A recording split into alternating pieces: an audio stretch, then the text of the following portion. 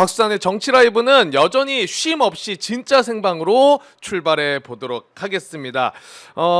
지금 한 3,000분 넘게 들어와서 봐주고 계시는데 연휴에도 이렇게 관심 갖고 뉴스를 따라가기 위해 함께해 주셔서 진심으로 다시 한번 감사드리고, 지금 전국에 폭설 뉴스가 많이 나오더라고요. 그래서 혹여나 내려가고 계시거나 또 이동을 중간중간 하셔야 되는 분들은 진짜 운전 특히나 안전에 꼭 유의해 주시기 바라겠습니다.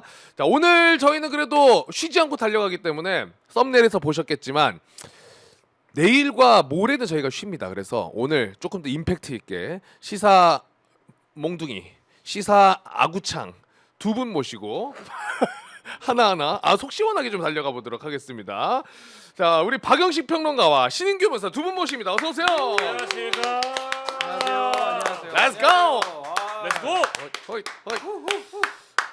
우리 신인규 예. 대표께서는 내일 아침에도 BBS 아침 방송 있죠? 강력하게 내일 아침 것도 준비하고 있습니다. 오늘도 강력했기 때문에 네. 동접자 수가 평소에 그 제적 의결 3분의 2, 3분의 2. 200석 어. 딱 200분이었는데 이제 공 하나 더 붙었기 때문에 이야. 텐션 받았습니다. 좋네. 피곤하신 네. 건 아니죠? 전혀 끄떡없습니다. 오늘도 뭐 필리버스터 방송을 네. 각오하고 왔기 때문에 속보에도 다 대응할 수 있고요. 네. 얼굴 컨디션 보십시오. 너무 좋지 않습니까? 화사합니다. 뽀송뽀송하고 네, 고맙습니다. 찾아왔기 때문에. 사실상 이 유튜브 업계에서는 이제 빈집털이라고 합니다. 남들이 안 하는 시간에 네. 그 빈집을 터는 방식으로 그렇죠. 구독자를 빼오는 방식인데 네. 이 신인규 아침 저널이 지금 그 아침 이번 설 연휴 빈집털이에 아주 그렇죠. 다분히 성공을 하고 있다. 예. 저는 생각이 들고. 야구로 치면 도루죠, 도루. 아 그렇죠. 네. 스틸하는 살짝 거죠. 스틸이죠. 네, 저쪽은 스탑 더 스틸이지만 이제 그렇죠. 스틸을 아, 하셔야죠. 진짜 스틸. 진짜 스틸을 하시는 이루 도루 거죠. 성공입니다. 그리고 참고로 또 이제 신인규 변호사의 어떤 이런 그 뭐랄까 화력에 대해서 말씀을 드리자면, 제가 오늘 경향 TV에 갔다가 네. 신인규 변호사의 경북대 로스쿨 그 동료분을 만났어요. 아이고. 근데 이제 맞아요. 방송 끝나고 엘리베이터를 타는데 그런 얘기를 하시더라고요. 윤석열이 1시간 59분 얘기를 하면 신인규는 1시간 얘기를 한 사람이다. 평소에 그 기왕이면 99%보다 100%가 낫죠. 네. 순도 100%를.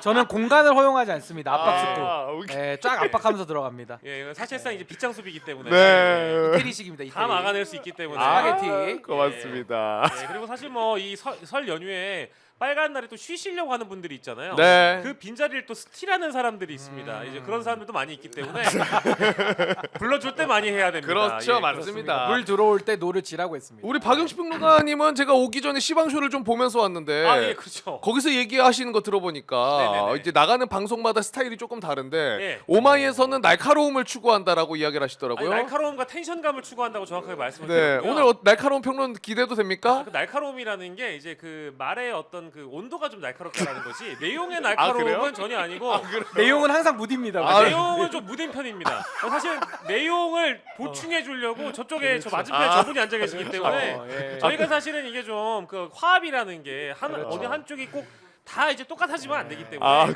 그만해 주세요. 그냥 좀 공격적으로 얘기한다의 느낌이 뭐 그렇습니다. 네, 예, 그렇게 알겠습니다. 이해를 어조가 해주셔야겠고요. 세다 이렇게 보시면 됩니다. 네. 어조가. 예, 그래서 이제 본격 하마평의 대가로 등극하겠습니다. 하나마나한 평론의 이제 대가로 등극- 아니에요. 근데 보통 하마평 하시는 분들이 오래 가세요. 그렇죠. 왜냐면 흠이 없기 때문에 오래 갑니다.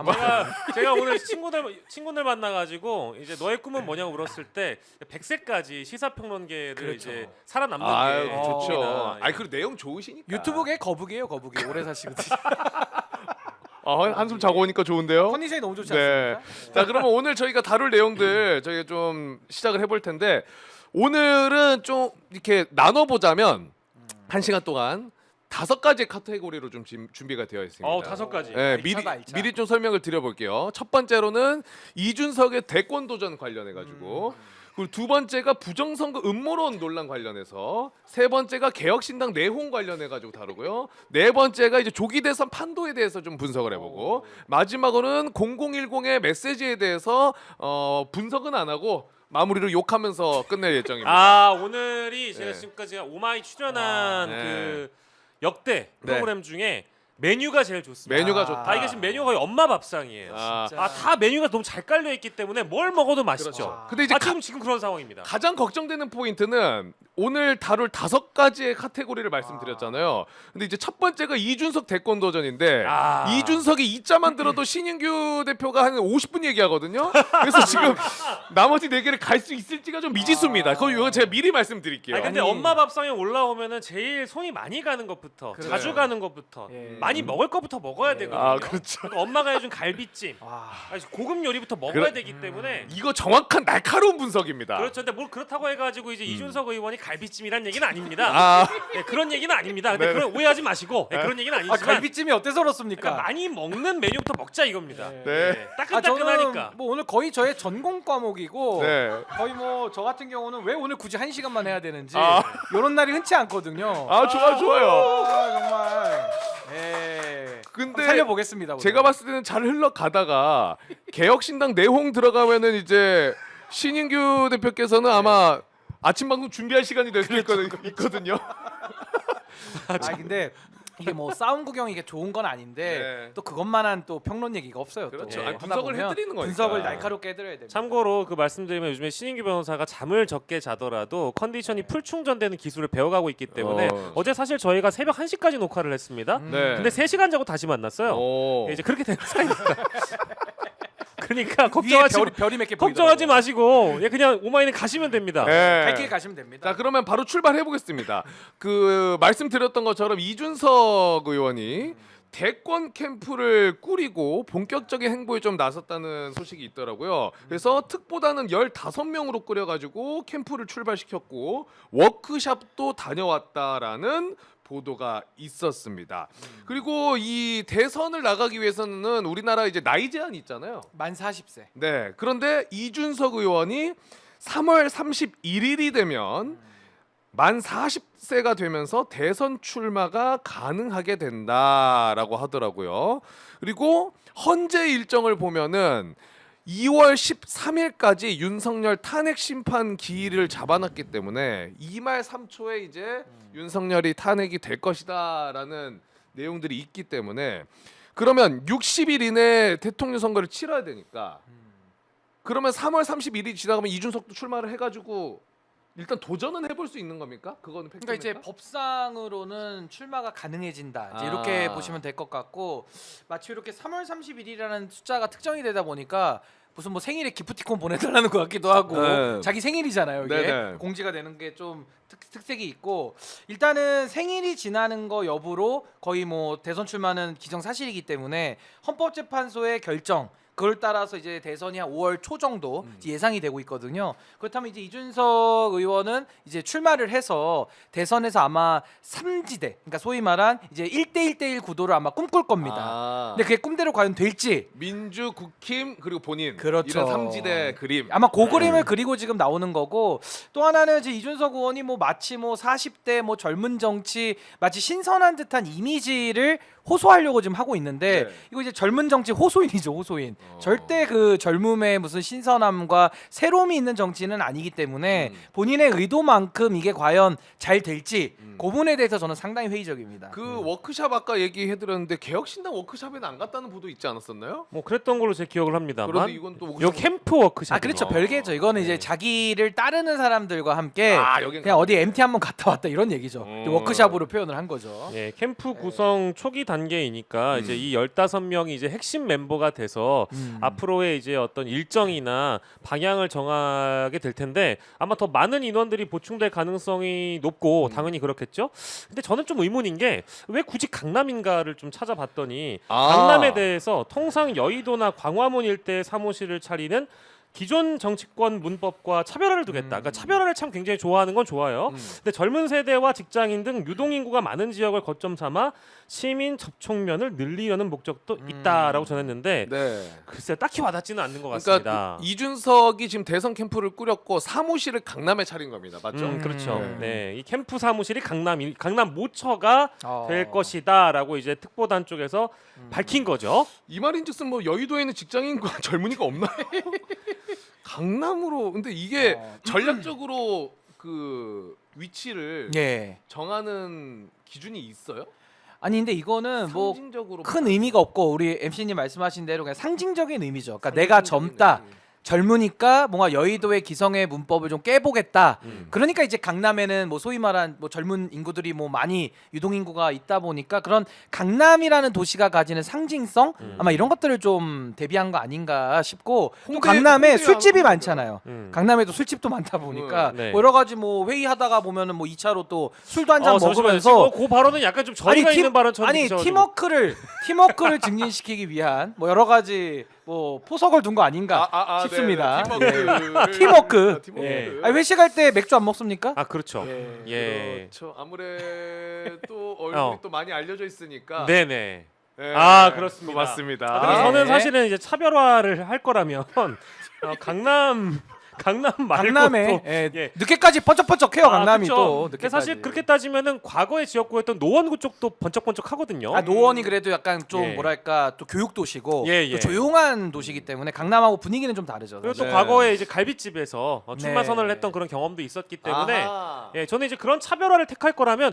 굳이 왜 여의도 광화문이 아니고 강남이면 차라리 그냥 노원구에서 하시는 것도 낫지 않았을까 이런 그것도 생각도 아이디어 들어서 괜찮네. 그러니까. 이게 차라리 차별화 측면에서 낫지 않나요? 아니 아까 갈비찜 비유도 틀린 건 아니네요. 그 갈비집에서 출발선을 했기 출마 때문에 했었으니까. 딱히 의도는 없었지만 그렇게 예. 생각해 주셔서 감사합니다. 근데 그 아까 15명 일단 특보단을 꾸렸다 그러는데 여기 특보단 안에 전 조선일보 논설위원인 이동훈 씨가 합류를 했다고 해요. 그런데 이동훈 씨는 윤석열이 정치 시작할 때 대변인을 첫 번째로 맡았던 인물이라고 하는데 혹시 이 인물에 대해서 더 추가적으로 알고 계신 내용이 있습니까? 저 잘 모르겠더라고요. 그때 그 김건희 씨가 뭐 소위 말해 관상 뭐 안 좋고 해서 이렇게 좀 같이 안 하기로 했던 이제 그런 썰이 좀 나왔던 분이고, 그러니까 이동훈 논설위원이 대변인 갔다가 캠프 초기입니다.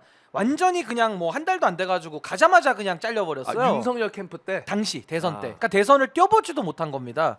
근데 이제 이분이 지금 뭐 대선이 사실상 양당 체제로 치러질 게 뻔한데 윤석열 대통령 돕다가 당시에 이제 잘린 사람이니까 다시 그쪽 윤 쪽으로 국민의힘 쪽으로 갈 수도 없고 그렇다고 민주당에 갈 수도 없잖아요. 그러니까 갈 수 있는 곳이라고는 이준석 의원이 하고자 하는 소위 말하는 약간의 그 샛길 그쪽으로 갈 수밖에 없는 분이다. 그러니까 이분의 뭐 역량이나 뭐 능력을 제가 뭐 평가하고 싶지는 않습니다만은 갈 수 있는 곳이 이준석 캠프 말고는 없는 분이다. 저는 그렇게 봅니다. 그리고 이제 이분이 사실 제일 유명한 거는 1시간 중에 59분을 윤석열이 얘기한다고 처음 공개한 사람이 그렇죠. 이 이동훈 전 대변인이에요. 아 그래요? 네, 캠프에 머물다가 얼마 나오지 않아서 사실은 뭔가 대통령의 말 많음 이런 것들을 좀 비난하기도 했고 말 많음. 자신이 똑똑하다 착각하며 옛 지혜를 본받지 않는다. 스스로 하늘이 낸 사람이라며 자만하며 불과 5년 만에 나라를 망하게 한다라는 등등 이제 과거에 이제 썼던 발언들을 보면 어쨌든 윤석열을 비난하고 비판하면서 캠프를 나온 이후에 이제 이런 발언들을 많이 했던 인사이기 때문에 반 윤석열이라는 측면에서는 이준석과 또 이렇게 맞닿은 뭐 또 공통점이 있을 겁니다. 아니 그러니까 이제 갈 수 있는 곳이 없어요. 대선 때 뛰려면은 국민의힘, 민주당 그렇죠. 내지는 뭐 지금 이준석 의원이 나간다고 하니까 요 셋 중에 지금 하나를 선택해야 되는데 갈 곳이 여기밖에는 없다. 냉정하게. 여기 아니면 허경영이죠 뭐. 뭐 허경영 네. 제 4의 길 그렇게 두 가지밖에 없습니다. 아, 그런 인물이라는 거.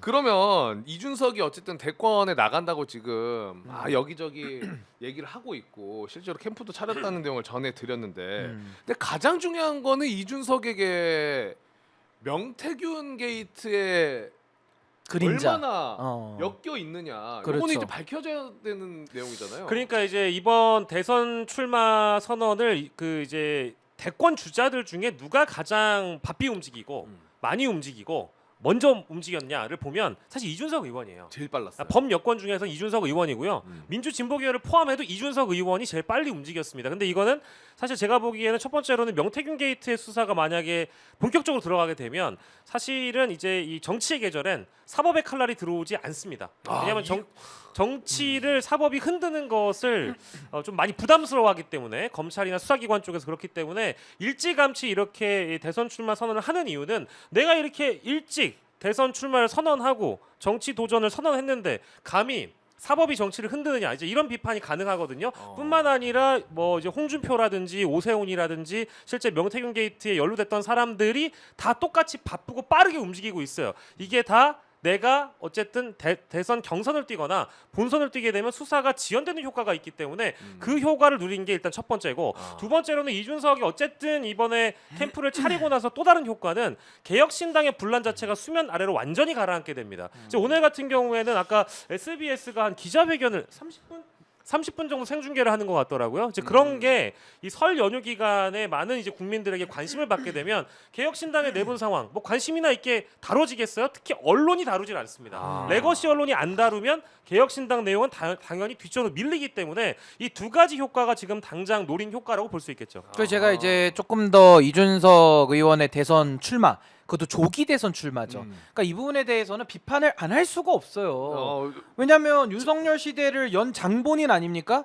윤석열 대통령 당선과 함께 대한민국 국격이 높아지는 느낌이라고 연설을 한 게 지금 돌아다니고 있는데 네. 아니 국격이 높아졌는데 이 내란 어떡할 거예요 지금? 그 내란에 대해 가지고 담 안 넘고 시끄러 임마 어떡할 겁니까? 명태균하고의 이슈에 있어가지고 피자 시켜놓고 딱 기다린 사람 지금 어떻게 되는 거예요 지금? 맞아.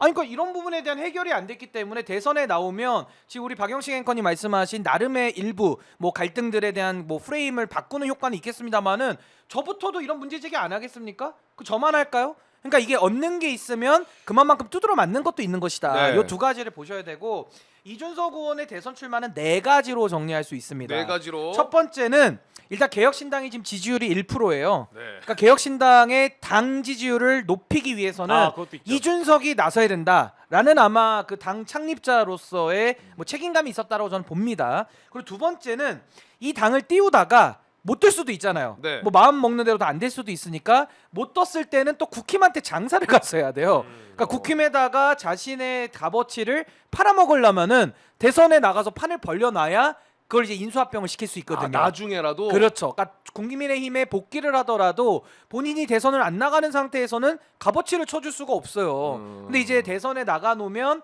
이제 나중에 당을 못 띄우더라도 국힘으로 복귀를 할 때 당을 파는 그 값을 높일 수 있다라는 두 번째 이유가 있고 세 번째가 우리 박영식 앵커님 말씀하신 대로 명태균 수사를 회피하기 위해서는 가장 좋은 방법이 본인이 출마를 하는 겁니다. 그렇죠. 출마를 통해서 수사도 지연시키고 뭔가 사법적인 관심을 이제 선거로 돌리는 효과가 있는 거고 네 번째는 이준석 의원이 나이가 젊습니다. 네. 물론 구태 정치를 합니다만은 상당히 나이는 젊은 편이기 때문에 다음과 다다음을 생각한다면 일찍 대선을 시작해서 경험해보는 것도 좋겠다 막 이런 생각을 할 거예요. 근데 여기에 대해서는 아니 이미 이준석 의원의 리더십은 이미 저는 국민들 상대로는 평가가 끝났다고 보거든요. 그러니까 본인은 뭐 연습과 훈련의 장으로 생각을 하는지는 모르겠으나 국민들 보기에는 아니 당내 내전도 지금 하나 정리 못하는 사람이 무슨 나라를 갖다가 경영하겠냐. 어디 무슨 동장 시켜줘도 그 동도 분열이 돼서 깨질 것 같다. 동도. 그러니까 뭐 그 리더십에 대한 평가가 아마 좀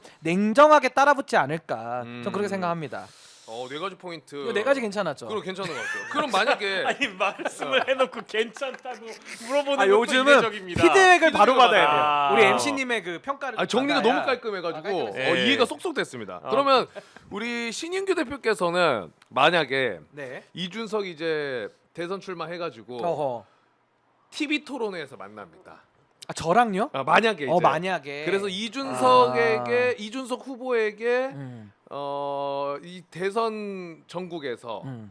정말 너는 해선 안 되지라는 느낌을 줄 수 있도록 질문을 던진다면 어떤 질문 대표적으로 좀 저는 이준석 의원이 만약에 제 앞에 우리 박영식 앵커님 자리에 있고 네. 여기에 만약에 우리 뭐 손석희 앵커님이나 네. 뭐 다른 분, 뭐 정관용 선생님 앉아 계신다고 하면요, 네. 저는 거울이라는 소품을 갖고 갈 것 같아요. 거울. 거울. 전략. 거울 거울을 보여준다. 두 가지 의미입니다. 하나는 제발 좀 반성과 성찰을 해라. 그걸 하나 제가 메시지를 주고 싶고요. 돌아보면 또 하나의 메시지는 또 다른 거울은 미러링이라고 하죠. 네. 네가 한 대로 돌려받아라. 어. 요 두 가지 거울을, 이 싼 거울을 가지고 하나는 반성과 성찰을 촉구하고 네. 하나는 네 죄를 알아라. 이렇게 두 가지로 제가 이 싼 거울로 좀 밀어붙이는 전략 뭐 요 정도 있을 것 그 같습니다. 정도 있을 것 같다. 괜찮나요? 구체적으로는 약간 네. 그 명태균 게이트를 파고 들어갈까요? 다른 후보들이? 근데 이제 이준석 의원한테 다른 후보들이 명태균 이슈 던질 깜도 안 될 거예요. 깜도 안 그러니까 된다. 그 정도로 올라가기도 힘들고 제가 봤을 때 이준석 의원의 포지션은 아마 지난 대선에서의 심상정 의원 정도 내지는 심상정 의원보다 한 1, 2%더 많이 얻는 정도 그 정도가 될 가능성이 큰데 그게 이제 국민의힘 입장에서는 상당히 좀 마지막에 가서는 좀 끌어들이고 싶은 유인은 있을 거예요. 그래서 제가 아까 두 번째로 국민의힘 복귀 얘기를 한 거 아닙니까? 그러니까 그 정도의 영향력과 문제 제기이기 때문에 막 이준석 의원을 가운데 놓고 막 명태균을 조지고 이런 거는 없다. 그거 이제 제가 하죠. 요 사이드에서. 그렇죠, 그렇죠. 그러니까 메인에는 못 갈 거예요. 그러니까 몸값을 많이 이제 쳐줄 곳은 사실 마음의 고향이었던 국민의힘 그렇죠. 쪽에서는 죄송합니다. 네. 이준석의 이 준석열이라고 불러도 돼요. 준석열. 출마에 대해서 민감하게 바라보고 있을 거라는 생각은 듭니다. 나중에 이제 실제 따로 또 같이 움직일 수 있는 그런 계획을 가질 수가 있으니까요. 그리고 사실은 저는 지금 이게 대선 출마 선언을 정식으로 했다라기보다는 강남 캠프를 차렸다라는 발표를 지금 설 연휴 딱 허리 기간에 해버렸잖아요. 요걸 제가 이제 언론사를 다녀봤던 사람의 관점으로 얘기를 하자면 당직 기자들이 또 이걸 또 따라가가지고 취재를 해야 되고 영상 취재 따라가야 되고 그러니까 안철수가 과거에 일요일에 기자회견을 많이 했어요. 왜? 월요일부터 기사가 실리려면 일요일에 해줘야 되거든요. 이제 이런 일종의 유튜브 알고리즘형 정치. 그러니까 우리가 뭐라고 얘기했습니까? 신인교의 아침 저널이 쉬지 않고 이제 그 설 연휴 기간에 방송을 하는 이유가 뭐겠어요? 네. 많은 분들이 볼 수 있고 그렇죠. 접근성이 또 뛰어나다는 그런 가능성이 있는 거거든요. 그렇기 때문에 이것도 어찌 보면은 이제 유튜브 알고리즘형 정치의 하나 일환이라고 볼 수 있다라는 것이고 네. 저는 대선 주자급의 인물로서 어떤 의제와 화두를 삼고 던져서 관심을 유도하려면 부정선거론을 토론한다거나 하는 이런 방식은 저는 지양되는 것이 맞다고 생각합니다. 우리가 그 바로 연결해서 좀 들어보겠습니다. 그러니까 이제 5.18 광주 민주화 운동의 북한군 개입설을 토론하지 않습니다. 홍범도 장군이 흉상 그 문제가 있었을 때 우리가 그 주제를 가지고 애국자가 아니냐를 토론하지 않잖아요. 부정선거 관련해서도 마찬가지로 토론할 이유가 없어요. 왜? 부정선거는 없는 거니까. 대한민국 사법부가 부정했고요. 그렇죠. 선관위가 부정했습니다.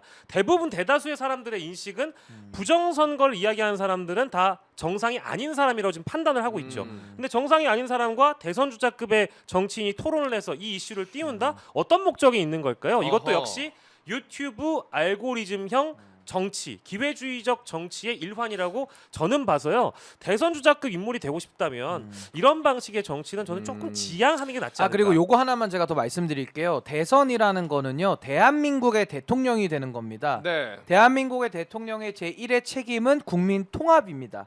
심지어 우리가 지금 무시하고 좀 이렇게 많은 비판을 가하고 있는 001번 윤석열 피의자조차도 당시 대선 때는 이준석이라고 하는 알턴 이까지도 품었습니다. 그래가지고 그때 당시도 다들 기억하시겠습니다마는 소위 세대 포이론, 저는 그 이론에 동의하진 않습니다마는 2030과 6070을 합쳐서라도 한번 이겨보자라고 해서 어떤 세력 확장 전략을 썼거든요. 네. 근데 이준석 의원에 대해 가지고 이준석 의원이 포용하는 정치인을 봤나요? 그러니까 심지어 안철수랑 싸우죠. 뭐 지금 뭐 소위 말해서 적들이 많잖아요. 지금 뭐 손학규랑 허은하 대표랑도 싸우죠. 싸우죠. 지금은 천하용인 중에 허은하 대표랑도 싸우죠. 네. 모든 사람과는 다 분열과 배제와 뭐 증오의 이런 정치를 하고 있어요. 그러니까 국민 통합과 가장 먼 정치인이 누구냐? 달리 물어봐서 비호감도가 가장 높은 정치인이 누구냐라고 묻는다면 아마 이준석 의원을 꼽을 겁니다. 심지어 한동훈 대표랑도 무지 싸웠거든요. 근데 이제 와서는 한동훈 대표한테 러브레터 보내고 안철수 의원한테 영상 편지 보내고 막 그래요. 근데 이게 이미 본인이 과거에 쌓아놓은 업보가 너무 많기 때문에 국민 통합으로 갈 수가 없는 정치인입니다. 근데 본인의 전략은 자기는 그냥 중도에 있는 시민들 어떻게 좀 해봐가지고 양당이 싫은 사람들 조금 모아서 어떻게 해보겠다 이 전략이거든요. 근데 저는 이게 대선에서는 통하기가 매우 어렵다. 동탄에서 국회의원 선거를 놓고 일부 유권자 집단을 놓고서는 성공한 실험 모델일 수는 있겠으나 전국 단위의 대통령을 뽑는 자리에는 이준석 의원은 맞지도 않고 자질도 없다. 정리해 봅니다. 그러니까 그 정리를 좀 해드리자면은 지금 뭐 황교안도 그렇고 강사 전한길 씨도 부정선거 음모론을 계속 내밀고 있기 때문에 그런데 갑자기 이준석이 등장해가지고 24일날 기자회견을 해서 앞에랑 끝 문장만 말씀을 드리자면 이 순간부터 부정선거 음모론과의 전쟁을 선포한다. 이준석이 앞장서겠다 이런 입장을 냈거든요. 그런데 이게 신인기 대표께서 얘기해 주신 거는 이거 하나 가지고 그동안에 해왔던 그 정치의 길, 내부 총질의 이미지 이게 바뀔 수는 없을 것이다. 아니 이거잖아요. 단적인 예가 뭐 안철수 대표랑 싸우고 뭐 한동훈 대표랑 싸우고 뭐 여기까지는 그냥 국민들 보시기에도 아 그냥 정파적 이익이 다르니까 그랬겠다. 뭐 이제 와서 다시 러브콜 보내는 게 좀 웃기긴 한데 이해할 수 있어요. 근데 문제는 천하용인을 만들어 놓고 허은하 대표랑과의 내전 그리고 김용태 의원하고도 이미 헤어졌잖아요. 그리고 김용남 의원님하고도 지금은 이제 살짝 또 거리를 거리가 두고 있죠. 있는. 그럼 이제 천하용인 중에서 이제 천인 2명 남은 건데 그 천인만 가지고 이걸 어떻게 하냐 이겁니다. 그러니까 이제 이준석 대선이라는 선거를. 이준석 의원의 평소에 이제 뭐랄까 다 아우르는 정치, 그러니까 물과 기름같이 정치라는 것이 아니라 그러니까 통큰 정치 이런 걸 통 못하는 큰 정치, 거죠. 포용하는 정치를 기대했던 분들에게는 굉장히 천인 공노할 일이죠. 아니 그리고 하나만 더 덧붙이자면 우리가 정치인을 두 부류로 나눌 수 있어요. 문제를 발굴하는 정치인이 있고요. 문제를 해결하는 정치인이 있습니다. 근데 보통 정치인들이 문제 발굴도 못해요. 그러니까 이제 많은 분들이 실망하셔가지고 이준석 정치에 열광을 했던 거거든요. 근데 이준석 의원은 전형적으로 문제를 발굴하는 정치입니다. 그래서 이준석이 가는 곳에는 늘 시끄러워요. 아하. 근데 그 시끄러운 게 꼭 나쁜 것만은 아닌데 제가 하고 싶은 얘기는 이준석 의원은 문제 해결에 있어서는 거의 능력이 없습니다.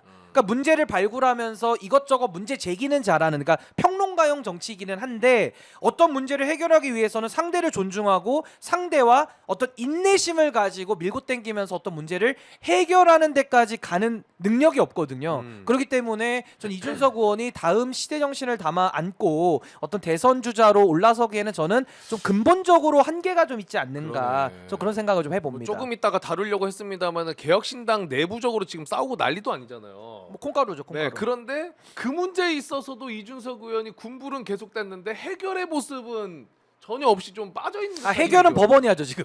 법원이 가서 하죠. 근데 이제 그런 익스큐즈가 있을 수 네. 있겠죠. 이준석 의원이 당내 무슨 당직이 있느냐? 어떤 당직이 있습니까? 사실 이제 국회의원으로서 활동을 하는 아니 것이지. 무슨 연구원장이래요. 아, 예, 예, 당직은 그렇습니까? 있대요. 아, 예. 당직은 있습니까? 아, 저도 그것도 그거는 몰랐네요. 정밀히 조사는 안 했는데 무슨 아. 연구원장이에요. 아, 예, 그렇군요. 원장님이라 부르면 된다. 아, 원장님. 그럼 이준석 원장님께 당직이 있다 예, 치고 근데 당직. 어쨌든 지도부의 핵심 인사는 아니기 때문에 당내 갈등이나 당내 분란을 정리할 수 있을 만한 핵심적인 역할을 원래 하지 않아도 되죠. 뒤로 빠져 있어도 됩니다만은 하지만 페이스북을 통해서 이제 허은하 대표를 직격하거나 그렇죠. 당원 사주 소화제를 정치. 예. 당원 소화제를 언급했던 것은 이제 이준석 의원 본인이시기 때문에 네. 자신의 당, 자신이 창당하고 사실상 대주주라고 불리는 이준석 의원의 역할이 누구나 다 필요할 거라고 공감은 하거든요. 그렇죠. 근데 부정선거는 토론을 하는데 당내 분란은 허은하 내지는 허은하계 인사들과 토론할 이유가 없다. 이제 뒤에서 예를 들어서 천하람 원내대표라든지 이준석계 지도부에게 외주를 맡겨주고 본인은 지시만 하고 빠진다. 이제 이런 맞아요. 그림이었잖아요. 이런 것이 뭔가 토론을 통해서 이견을 정리하고 뭔가 조율하는 그런 어떤 정치의 예술 이런 걸 보여주기에는 뭔가 좀 부족한 모습이 아니냐는 그런 지적을 하고 있는데 벌써 저희가 지금 이 주제를 30분 했다고 30분 했어요. 30분 했다고 지금 눈치를 주셨어요. 네. 아니 근데 요 마지막으로 하나만 얘기할게요. 이준석 의원이 토론 좋아하잖아요. 네. 하버드에서 토론 기술 배웠다는 거 아닙니까? 100점 100승 한다는 거 아니에요? 근데 신인규가 토론하자 그러면은 절대 못 응하거든요. 항상 도망다니거든요. 뭐 전 존중합니다. 꼭 했으면 좋겠는데. 아니 뭐 토론이야 뭐 주제 다정해서 갖고 와도 되죠. 근데 네. 다 이해하는데 제가 드리고 싶은 얘기 뭐냐면은 당내에서 조대원 최고위원이 토론하자고 얘기해도 토론 안 해버립니다. 그냥 무시해버려요. 근데 본인은 전한길 강사한테 토론하자 그러고 황교안이랑. 또 거기서 또 무시당하거든요. 그러니까 제가 하고 싶은 얘기는 토론이라는 것도 토론 그 자체가 목적일 수는 없는 것이고 어떤 문제를 해결하기 위한 수단으로서 토론이 기능하는 것인데 이준석 의원은 어떤 문제 해결에 대한 관심은 없고 토론도 하나의 기술로서 아하. 본인의 정치적 입지만을 강화하기 위한 수단으로 쓰고 있다. 그러니까 제가 볼 때는요. 이준석 의원은 토론에 대한 진정성이 있다면은 전한길 강사나 지금 토론할 때가 아니고 당내 반대자들 소수자들과 같이 토론해 가지고 문제를 봉합시키는 노력을 해야 되는 거예요. 근데 그건 안 해버리면서 뒤에서 지령을 내리고 당원 소환제를 사주하면서 당원들을 동원해가지고 지금 허은하 대표 체제를 무너뜨리고 있지 않습니까? 그러니까 이런 식의 사주 정치가 그렇다. 저는 굉장한 한계를 가지고 있다 그렇게 봅니다. 그런 측면으로 보이는 것 중에 하나가 이준석이 전한길이나 황교안에게 이제 토론하자 그랬는데 황교안이 요걸 받아가지고 이렇게 얘기를 했어요. 지금 1월 28일인데 예. 2월 14일 날 프레스센터로 와라 음. 토론하자 이렇게 이야기를 했는데 이준석 의원은 여기서 이렇게 얘기합니다. 왜 거기서 하냐? 방송국에서 하자. 채널 A나 TV조선 스튜디오 내가 섭외하겠다. 여기서 토론 진행하는 거 어떻냐? 사실 문제 정말 그들에게 부정선거가 얼마나 음모론인지 내가 알려주고 싶다라고 하면은 사실 장소가 크게 의미가 있을까요? 그쵸. TV 토론을 하자는 거는 특히나 채널A TV조선을 골랐다는 건 그쪽 보수 세력에게 여러분 나의 모습을 좀 알리고 TV를 통해 그런 이미지를 주고 싶은 전략이 아닐까라는 생각이 좀 듭니다. 그러니까 이것도 부정선거에 대해서 부정선거론이라는 게 거의 종교적 신념 내지는 거의 뭐 아주 왜곡된 자기 확신에 근거한 아주 잘못된 이론인데 이걸 가지고 토론을 한다 해서 문제가 해결될 일은 없거든요. 네. 만약에 토론을 통해서 부정선거론을 해결할 수 있다고 믿는다면 그 사람은 굉장한 오판을 하고 있는 거라고 저는 생각합니다. 네. 근데 이준석 의원이 그동안에도 부정선거로 많이 성장해 왔고 지금에 와서도 부정선거로 토론하자 이걸 가지고서 문제 해결에 접근을 한다면은 얼마나 본인이 무능한 정치인인지를 저는 자인하고 있다고 보이고 그럼에도 불구하고 이런 제안을 하고 다니잖아요. 좀 철이 없게. 네. 그 이유는 본인이 지금 당면한 문제들이 너무 크기 때문에 그 문제들을 시선을 돌리고 다른 쪽으로 이슈를 좀 확산시키기 위한 발버둥 아닌가 아하. 그런 생각을 갖는 거죠. 너무 이제 이준석 이야기를 떠난 옆쪽 별개로 네. 전한길 씨도 주인공이 될 수 있는 거니까 토론 지금 저희 주제에 전한길 씨는 지금 부정선거론을 이야기를 하면서 증거 자료를 제시하면 바로 드러난다. 모르기 때문이다 이러거든요. 근데 제가 보기엔 그냥 선관위를 가시면 돼요. 그러니까. 그러면 끝나는 문제입니다. 선관위에 있는 28년차 공무원도 전한길 강사한테 선관위 오라고 하지 않습니까? 그걸로 끝나는 거지. 뭐 토론까지 해서 제가